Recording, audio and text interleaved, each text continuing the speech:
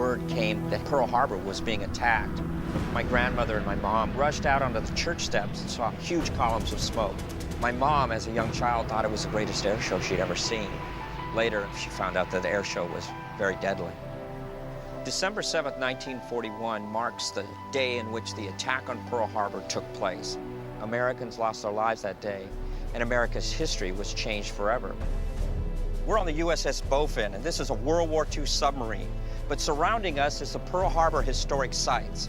In particular, the USS Arizona Memorial, where it all started with the Pearl Harbor attack. The USS Missouri Memorial is where the surrender was signed and where it all ended.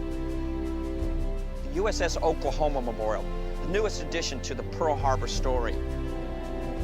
And then just beyond that, the Pacific Aviation Museum, and that's a place where the aviation story is told. People often focus on the Pearl Harbor attack, but actually it was the attack on Oahu.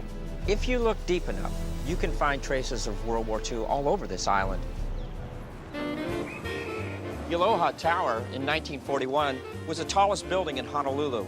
And during the war, they actually painted camouflage on it to protect it. The Hawaii Theater. This is where my mother came to watch movies. And during World War II, this is where the servicemen came to get a taste of Hollywood. This is Iolani Palace, the home of the monarchy up until the 1890s. During the war, this was the seat of government for martial law.